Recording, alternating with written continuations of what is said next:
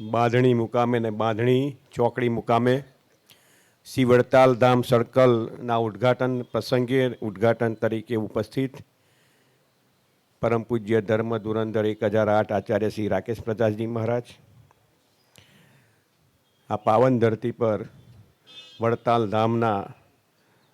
ઉપસ્થિત સંતોમાં આદરણીય મોહનદાસજી સ્વામી, ડૉક્ટર સંત વલ્લભ સ્વામીજી, દેવપ્રકાશદાસજી સ્વામી, નવતમ પ્રકાશ સ્વામીજી, ગોવિંદ પ્રસાદ સ્વામીજી, સુખદેવ પ્રસાદ સ્વામીજી, શ્રી વલ્લભદાસજી સ્વામી, વિવેક સાગરજી સ્વામી, વડતાલ ટેમ્પલ બોર્ડના ટ્રસ્ટીઓ, મંચ પર બિરાજમાન ગુજરાત સરકારના અન્ન અને નાગરિક પુરવઠા મંત્રી શ્રી રમણભાઈ સોલંકી, આણંદ લોકસભાના સાંસદ મિતેશભાઈ પટેલ, આણંદ ભારતીય જનતા પાર્ટીના અધ્યક્ષ આદરણીય સંજયભાઈ પટેલ, આણંદના ધારાસભ્ય શ્રી યોગેશભાઈ પટેલ, સોજિત્રાના ધારાસભ્ય શ્રી વિપુલભાઈ પટેલ, જિલ્લા પંચાયતના સભ્ય પ્રમુખ શ્રી ટીનાભાઈ હસમુખભાઈ પટેલ, આણંદ જિલ્લા ભારતીય જનતા પાર્ટીના બક્ષી મોરચાના હમણાં જ નવા વરાયેલા ઉપાધ્યક્ષ ભાઈ શ્રી મહેશભાઈ સોલંકી, પ્રદીપભાઈ, જીગાભાઈ તેમજ અન્ય સંતો, કાર્યકર્તા મિત્રો, ઉપસ્થિત દાતાશ્રીઓ, મહેમાનશ્રીઓ, પત્રકાર મિત્રો,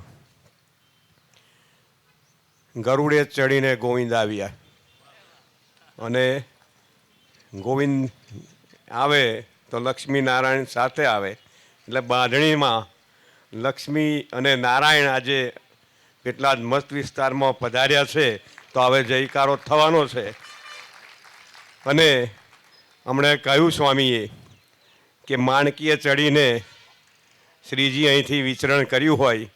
એવી પગદંડી હોય, ત્યાં ધામના ધામી વડતાલ ધામના શ્રીજી મહારાજનું જ્યારે ઈચ્છાથી જ થતું હોય ને કન ઈચ્છાથી ના થતું હોય ને તો સ્વામી આ સત્ય ઘટના છે. અહીં બેઠેલા છે મારા ભારતીય જનતા પાર્ટીના જિલ્લાના ઉપાધ્યક્ષ નિલેશભાઈ દવે, અહીંના સરપંચ પણ છે વર્ષોથી. એમણે પહેલું પ્રપોઝલ આપ્યું હતું ગાય સર્કલ બનાવું, દાતા પણ હતા.